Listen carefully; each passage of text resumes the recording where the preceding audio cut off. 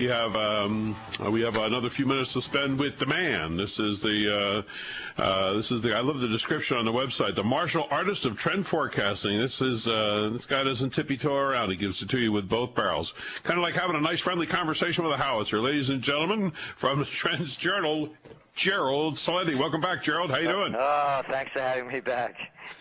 Hey, have you? When are you going to be moving into that new house you got up there in Westchester? Where is that office space? It's in Kingston, New York. This is the first capital of New York State, and it's on the most historic corner in the United States. We're moving part of our offices there. And I say the most historic corner because on each corner there's a stone building, pre-Revolutionary War.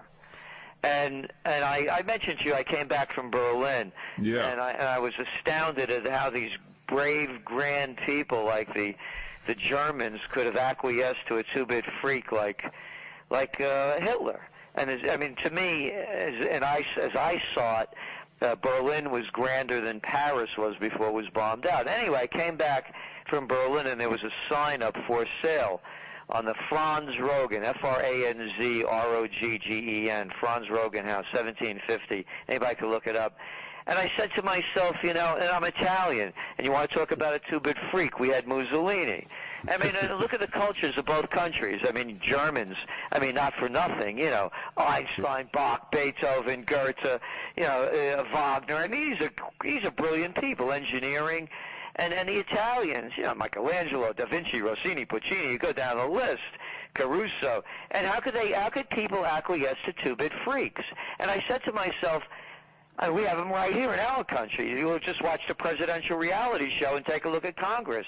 And I said, I'm not running away from two-bit freaks, because I was thinking of leaving this country because it's turning so fascist and so many of our rights are being taken away from us. And I said, I'm not running, I'm staying. And that house was for sale, this beautiful house that was perfectly restored. And I decided on the spot to buy it. And I said, if the first American Revolution began here, why not start the second American Revolution? But not one of bombs and bullets. Nobody wins in that deal. But rather an intellectual revolution, one of the heart and the mind. And so that's really my major motivation for doing it. No, I look forward to. I am going to look it up. Hopefully you'll throw some pictures up on that trendsresearch.com. We can check them out. I expect to see you sitting there on a big swivel chair in front of a large roll top desk. Yeah. That would fit you. That would fit you just right in there. Let me ask you the big news over the weekend: Greece and all that entails with the dominoes. I know you've written and spoken a ton about it. I'm sure you weren't surprised by the outcome of the election. Well, actually, I was. I was really? A bit out. Yeah, I would have guessed the other way. I would have guessed they would have gone with the guy that wanted to stay in the Eurozone, but not be subjected to the austerity measures, because we all have to understand what austerity measures mean. That means taking your money and giving it to the banks because they made bad bets. End of story. We could all bypass all the lingo in between. And now the guy who they elected, he's going to say they're going to impose even harsher austerity measures and stay in the Eurozone. So to me, it's once again going back, as I said, voting for two-bit freaks. The people at some level get what they deserve. And to me, the whole thing, as I look around the world, whether it's Greece, whether it's France, whether it's Italy, whether it's the U.S., you name the country, Germany, it's a two-bit freak show. What do you think the timeline might be? I know that's in the whole forecasting business, but you've addressed it in the past. We've got Greece and now Spain. Spain's making Greece. Spain is taking over Greece's headlines, I guess. Then it'll be Italy, Ireland, Portugal, whatever the combination is. The build out in China, the economy and debt in Japan. Does it matter who comes first or who the last domino is, or just the fact that it's an equation that's going to work itself out? Well, it is an equation that will work itself out, and yes, it does make a difference. Let's not forget that Greece is only 2% of the GDP in the Eurozone. And Spain, of course, as you mentioned, that's the next big one. And their bailout program last Monday was a flop. They dumped 125 billion euros into, again, bailing out the banks. Brian, who made up this crap that you have to bail out banks? Any of us could go bankrupt. Anybody could lose everything that they have, but you got to save the banks. You got to save the banks. You know who made this up? The bankers. I'm serious. You're right. There's absolutely no foundation for this at all. At all. But what they do is they keep propping up these little clowns out there that call themselves economic experts and professors from Princeton and tell you that's the way it's supposed to be. So what we're looking at is that when you read beneath the headlines, and the G20 meeting coming up next week is a big one in Mexico, and you know every day, basically every week you pick up a newspaper and you read that they find out all these decapitated bodies around Mexico. Right. You know, those G20 guys better be careful, man, because there's a lot of people with guillotines ready to meet them, and they're in the wrong country for that one. Be that as it may, as that's going to be the big meeting, because what they're going to do, the central banks, I believe in the world, the central banks, the money changes. What they're going to do is they're going to keep dumping dough into the system to keep the Ponzi scheme afloat. When will it collapse? I believe it will collapse when an Italy or a Spain collapses. It has to be a big one. Yeah. And I don't believe it's going to happen until, when it does happen, what they will do is they will deflect the people's attention away from the economic problems and put more on fear of terrorism, war with Syria. And that's a reality, by the way. I believe there's going to be a conflict with Iran.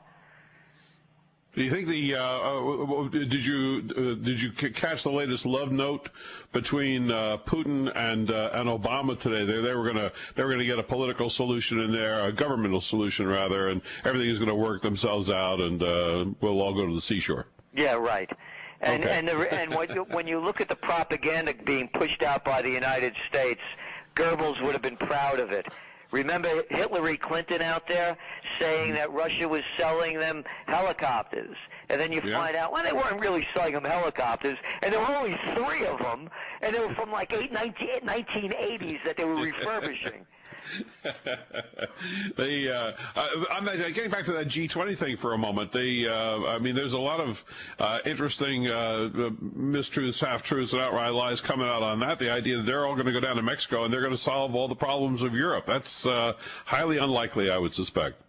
Well, these are brilliant people. You have to understand that. They could solve everything. Yeah, well, and then, right. And then when they fail, everybody forgets. We're finishing up the Summer Trends Journal. And what we're doing is we're putting in all the statements that these world leaders made about what they were going to do and what was going to happen and how every one of them's wrong in what they said.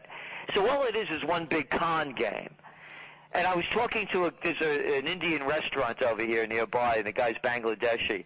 And he said, oh, it's terrible in Bangladesh. He said, all the politicians are corrupt. Everything there is crooked. I said, yeah, that's what politicians are. That's what they do. It's not endemic to your country. It's part of the profession. Why should you be any different? It's the second oldest profession. Well, maybe I was thinking of a couple of things. Maybe you could send a complimentary subscription to Trends Forecast to all the leaders of the so-called free world, and maybe drop off a copy or two right down the street over there at Paul Krugman's office. I think he'd enjoy it. It's just what's going on again, and the American people are the worst losers. I went to a party the other day. This fellow Chris Whalen, you may know him. He's on CNBC from time to time. Real nice guy. And we drove down, and I took the person who was new in this area. I took her on a scenic route. And going over the parkway that goes from the Bear Mountain Bridge on the Hudson River into Peekskill, and there's a place to view the beautiful, gorgeous river valley. And you can hardly see it with all the junk and all the dirt and all the litter and all the old growth trees, not trees, saplings, just things sprouting out that haven't been cleaned up. And everywhere I looked on the route, all you saw were these beautiful sights where you couldn't see anything. Not a dime for the parks, not a penny for the people. But hey, Brian, we got to get them Al-Qaedas over there in Yemen. We just got our butts kicked in Afghanistan and Iraq. Let's go into Yemen, Sudan, and we're going to go into Somalia and more drones into Pakistan, and let's flood the United States with drones and not a penny for the people. That's what's on my mind right now. Well, it's interesting that you're up in that neck of the woods, Gerald. Because just a couple of miles when you go across the Bear Mountain Bridge there, instead of taking a right to Peekskill, if you make a left to go up to Cold Spring, you can visit the exact same route that Benedict Arnold took as he made his escape from West Point. Interesting, the land of traders up there, and because that is a gorgeous area, all the way up to West Point and down the other side from Cold Spring down into Peekskill. I'm really sad to hear that. It broke my heart. It really, I'm telling you, it broke my heart. And there were only like a couple of people there. The place was filthy. You couldn't see anything. And this is what's going on in this country, in every major city. It's in front of everybody's eyes, but instead, let's believe the two-bit freaks. It's a two-bit freak show. We'll call them the Republicans and the Democrats, and where is P.T. Barnum when you need him? Yeah. Well, that's an excellent point. When's the Summer Journal going to be out, Gerald? It's going to be out the first week of July. We're wrapping it up now. We're putting all the finishing touches on it. And the last edition was called "Next Train to Auschwitz, All Aboard, Kiss Those Calories Goodbye." Right. How slovenly Americans are boarding red, white, and blue freight cars to lead them to their destiny. And the next one's going to be the final solution. And we know what the final solution is. The final solution is with the individual.